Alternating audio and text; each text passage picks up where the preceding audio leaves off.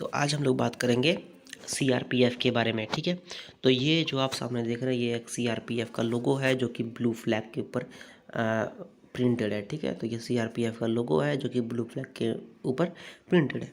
ठीक, अब बात करते हैं सीआरपीएफ के बारे में। थोड़ा सा पहले इंट्रोडक्शन कर लेते हैं। तो सीआरपीएफ का फुल फॉर्म होता है सेंट्रल रिजर्व पुलिस फोर्स, जो कि भारत का सबसे बड़ा सेंट्रली आर्म्ड पुलिस फोर्स में आता है। सीआरपीएफ के पास फिलहाल 246 बटालियंस है और बहुत अलग अलग तरह का इस्टेब्लिशमेंट है जो कि सीआरपीएफ के अंतर्गत आता है। और ये एक इंडिया का सबसे बड़ा वन ऑफ द नहीं सबसे बड़ा मिलिट्री फोर्स है, जिसका कि अभी मोर देन 3 लाख पर्सनल्स, मतलब 3 लाख कार्यकर्ता अभी काम कर रहे हैं सीआरपीएफ में 2019 के लगभग में। अब बात करते हैं इसका मोटो क्या है। इसका मोटो है सर्विस और लॉयल्टी। ठीक है, ये कब बना था? ये बना था 27 जुलाई 1939 को। किसके अंतर्गत आता है, किस मिनिस्ट्री के अंतर्गत आता है? तो ये आता है मिनिस्ट्री ऑफ होम अफेयर्स के अंतर्गत।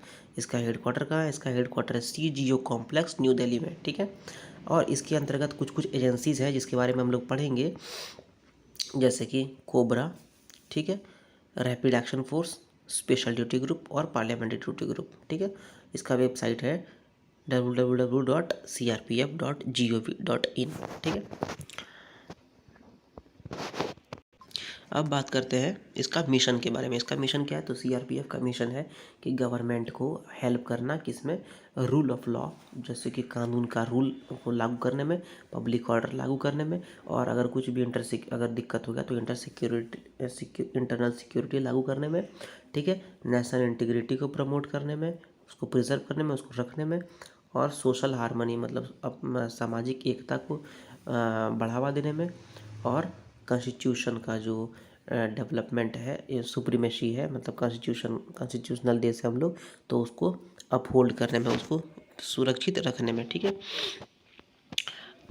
सीआरपीएफ जब अपना काम करता है तो उसमें ह्यूमन डिग्निटी का, मतलब जो ह्यूमन राइट्स है, जो एक नागरिक का मेन बेसिक अधिकार है, उसको एकदम से केयर करता है उस पर। ठीक है, ताकि उसका बेसिक अधिकार का कोई भी हनन नहीं हो और भारत के जो सिटीजन्स हैं उसको पूरा फ्रीडम हो।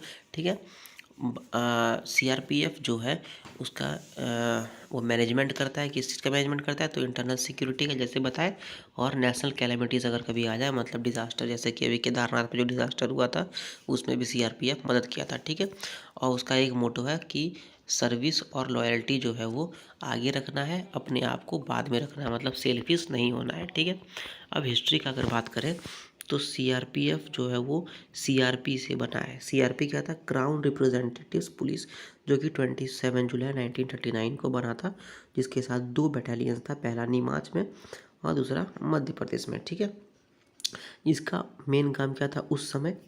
इसका मेन काम था कि जो ब्रिटिश रेसिडेंट है उसको सुरक्षित रखना। किससे? तो इंडियन सब्जेक्ट से, मतलब जो इंडिया का जो रेसिडेंट है, अगर वो ब्रिटिश रेसिडेंट पर गुस्सा हो गया और उसको मार दिया तो उसको बचाव कौन करेगा? सीआरपी, मतलब क्राउन रिप्रेजेंटेटिव पुलिस। उस समय का बात है। ठीक है, फिर 1949 में जब देश आज़ाद हुआ तो 1949 में सीआरपी का नाम चेंज करके सीआरपीएफ एक्ट के अंतर्गत उसका नाम कर दिया गया सीआरपीएफ। ठीक है, उसके बाद 1960s में बहुत सारा स्टेट के पास जो पुलिस बटालियंस था उसको सीआरपीएफ में मिला दिया गया। ठीक है, सीआरपीएफ जो है वो एक्टिव है। किसके लिए एक्टिव है, किसके खिलाफ एक्टिव है? तो फॉरेन इन्वेजन, मतलब अगर कोई विदेशी आक्रमण करे तो उसके खिलाफ भी एक्टिव रहेगा, और अगर कोई भी इंटरनल डोमेस्टिक इंसर्जेंसी, मतलब भारत के अंदर कोई अगर रिबेलियन करेगा, अगर कोई विद्रोह करेगा तो उसके खिलाफ भी ये सीआरपीएफ काम करेगा। ठीक है, अब बात करते हैं हम लोग कॉन्फ्लिक्ट एंड ऑपरेशंस के बारे में। ठीक है, अब कॉन्फ्लिक्ट एंड ऑपरेशंस के बारे में देखते हैं। ठीक है, तो सीआरपीएफ का जो रोल है वो इंडिया में तो है ही, साथ में इंडिया के बाहर भी बहुत जगह पर ये काम कर चुका है। जैसे कि सीआरपीएफ श्रीलंका में भी गया था as part of Indian peacekeeping force, जो कि राजीव गांधी के टाइम में गया था। ठीक है, ये यूएन पीस कीपिंग फोर्स के रूप में नामीबिया, सोमालिया, हेती, मालदीव्स और बोस्निया में भी ये काम कर चुका है। ठीक है, और ये सब काम करने के बारे में सीआरपीएफ का एबिलिटी और उसका एजिलिटी, जो जिसका क्षमता है काम करने का, वो अलग अलग दिशा में जो काम कर सकता है, और किसी भी कॉन्फ्लिक्ट सिचुएशन में, किसी भी झगड़े का सिचुएशन में ये कैसे अपने आप को प्रदर्शित कर सकता है वो पूरा दुनिया देख चुका है। ठीक है, अभी फ़िलहाल 240 कर्मचारी का रैपिड एक्शन फोर्स कोसोवो में काम कर रहा है, जो कि यूएन का मिशन के अंतर्गत काम कर रहा है। ठीक है, अब ये क्यों काम कर रहा है? ये काम कर रहा है क्योंकि यूएन ऑफिशियल्स को, यूएन सिविल पुलिस को और क्राउड कंट्रोल में ये काम करता है फ़िलहाल। ठीक है, रैपिड एक्शन फोर्स जो है वो लोकल पुलिस के साथ मदद करके ये कंट्रोल कर रहा है, जो उसका भीड़ जो बहुत ज़्यादा उग्र हो जाती है भीड़, उसको ये कंट्रोल कर रहा है, और ये जो अलग अलग ह्यूमैनिटेरियन रूप में ये उसको मदद पहुंचा रहा है। ठीक है, कौन? रैपिड एक्शन फोर्स, जो कि पार्ट है सीआरपीएफ का। ठीक है, अब बात करते हैं उसका रोल और स्ट्रेंथ के बारे में। फ़िलहाल सीआरपीएफ के पास 2010 के बारे में बात किया जा रहा है, तो 2010 के लगभग में सीआरपीएफ भारत का सबसे बड़ा पैरामिलिट्री ऑर्गेनाइजेशन था। ठीक है, ये भारत की इंटरनल सिक्योरिटी के बारे में देखता है, जानता है। ठीक है, उसके बारे में समझता है, अगर कहीं पर कुछ दिक्कत हो तो उसको ताबड़तोड़ रूप में सॉल्व भी करता है। ठीक है, ये यूएन पीस कीपिंग फोर्स के रूप में काम कर चुका है, और इंडियन पीस कीपिंग फोर्स जो कि श्रीलंका के लिए गया था उसमें भी ये काम कर चुका है। ये अलग अलग तरीक़ा का अपना ड्यूटीज़ दे चुका है, जैसे कि वीआईपी सिक्योरिटी, जो कि इलेक्शन ड्यूटी होता है, वीआईपी सिक्योरिटी दे चुका है, इलेक्शन ड्यूटी दे चुका है, और अलग अलग इंस्टॉलेशंस पे ये काम कर चुका है। नक्सलवाड़ी जो ऑपरेशन होता है उसके अगेंस्ट भी ये काम कर चुका है। ठीक है, अब बात करते हैं इसका ऑर्गेनाइजेशनल स्ट्रक्चर के बारे में कि इसका टॉप का अधिकारी कौन कौन है। ठीक है, तो सीआरपीएफ सबसे पहले हेड किया जाता है डायरेक्टर जनरल से, जो कि एक आईपीएस होता है। ठीक है, इसको फिर 10 सेक्टर में, 10 एडमिनिस्ट्रेटिव सेक्टर में डिवाइड कर दिया जाता है, और हर 10 सेक्टर में इंस्पेक्टर जनरल होता है। मतलब ये डायरेक्टर जनरल और इसका 10 आदमी। ठीक है, और ये सबका हेड है, कौन कर रहा है? Inspector general. ठीक है, अब जो हर 10 सेक्टर है उसमें से एक या एक से अधिक एडमिनिस्ट्रेटिव या ऑपरेशनल रेंज होता है। ठीक है, अब उसको कौन हेड करता है? उसको हेड करता है डिप्यूटी इंस्पेक्टर जनरल। ठीक है, क्लियर? तो सबसे पहले डायरेक्टर जनरल, फिर इंस्पेक्टर जनरल 10 को हेड करता है, और 10 के अंडर जो भी आएगा, एक या दो या फिर 5 10 जो भी आएगा उसको कौन हेड करेगा? Deputy inspector general. ठीक है, अब ग्रुप सेंटर्स जो है वो उसको भी कौन हेड करता है? डिप्यूटी इंस्पेक्टर जनरल हेड करता है। ठीक है, अब सीआरपीएफ का जो फाइनेंशियल एडवाइज़र है वो इंडियन रेवेन्यू सर्विस ऑफिसर होता है, जो कि यूपीएससी से बनता है। ठीक है, और वो एक रैंक, किस रैंक का होता है? वो होता है जॉइंट सेक्रेटरी के रैंक का, या फिर डिप्यूटी एडवाइज़र होता है। और उसका जो डिप्यूटी एडवाइज़र होता है वो होता है Indian audit and account service, या फिर इंडियन टेलीकॉम का। ठीक है, इंडियन टेलीकॉम सर्विस और इंडियन सिविल अकाउंट सर्विस का।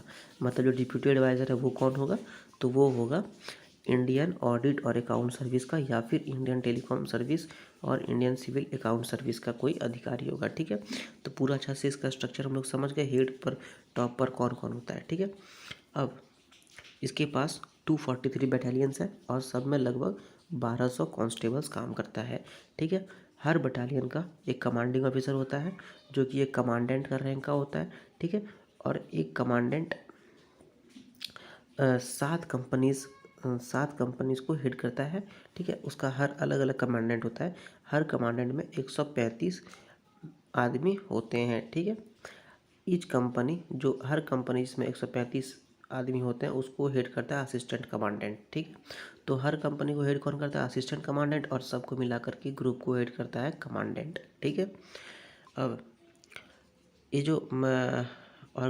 जो ऑर्गेनाइजेशन है ये मेनली 3 रैंक कैटेगरीज होता है इसमें। ठीक है, जैसे कि पहला होता है गैजेटेड ऑफिसर्स, इसको नोटिफिकेशन ला करके फिर भर्ती किया जाता है।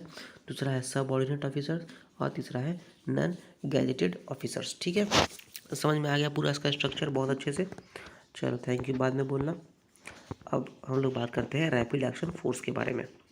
तो रैपिड एक्शन फोर्स जो है वो एक 15 बटालियन विंग का सीआरपीएफ के अंतर्गत काम करने वाला एक स्पेशलाइज्ड फोर्स है। ठीक है, ये 1992 में बनाया गया था।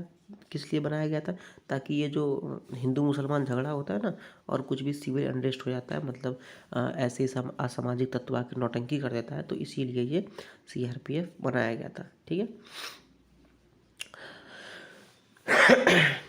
ये बटालियंस जो है वो 99 से 105 तक नंबर्ड है, ठीक है। और 2017 में जीडी बटालियन को कन्वर्ट करके आरएएफ बटालियन मतलब रैपिड एक्शन फोर्स बटालियन में चेंज कर दिया था, ठीक है। रैपिड एक्शन फोर्स जो एक जीरो रिस्पांस फोर्स है जो कि किसी भी क्राइसिस सिचुएशन में फट से तुरंत रिस्पॉन्ड कर देता है, ठीक है। इसके पास एक अपना फ्लैग है, रैपिड एक्शन फोर्स के पास एक अपना फ्लैग है, ठीक है। कोई भी रैपिड एक्शन फोर्स में जो सबसे छोटा यूनिट होता है उसको बोलते हैं टीम, जो कि जिसको कमांड करता है इंस्पेक्टर। उसके पास 3 कंपोनेंट होता है, एक होता है राइट कंट्रोल एलिमेंट मतलब दंगा निरोधी एलिमेंट होता है, एक होता है टीयर स्मोक एलिमेंट मतलब आंसू गैस छोड़ने वाला, और एक होता है फायर एलिमेंट मतलब गोली चलाने वाला, ठीक है। ये एक अलग तरीका का स्ट्राइक यूनिट बनाया गया है, ठीक है। कौन? आरएएफ। एक टीम, हर कंपनी में एक टीम जो है आरएएफ का वो एक उसमें महिला होती है ताकि महिला सिचुएशन से जो है वो डील कर सके, ठीक है। अब बात करते हैं हम लोग पार्लियामेंट्री ड्यूटी ग्रुप के बारे में, ठीक है। पार्लियामेंट्री ड्यूटी ग्रुप जो है वो एक एलीट सीआरपीएफ यूनिट है जिसको मेन काम क्या है, पार्लियामेंट हाउस का प्रोटेक्शन करना, ठीक है। इसके पास 1540 पर्सनल्स है जो कि अलग अलग सीआरपीएफ के यूनिट से आता है। पार्लियामेंट्री ड्यूटी ग्रुप जो है वो ट्रेन किया जाता है, किसमें ट्रेन किया जाता है, न्यूक्लियर और बायोकेमिकल अटैक अगर हो गया तो उससे कैसे बचाव करेगा, और रेस्क्यू ऑपरेशन से कैसे बचाव करेगा, और अगर कोई रूड रूप से या उसका बिहेवियरल मैनेजमेंट कैसे वो करेगा, ठीक है। पार्लियामेंट्री हाउस जो है वो दिल्ली पुलिस, सीआरपीएफ, आईटीबीपी और पार्लियामेंट्री सर्विस सिक्योरिटी सर्विस से मिलकर के पार्लियामेंट हाउस प्रोटेक्ट किया जाता है, ठीक है।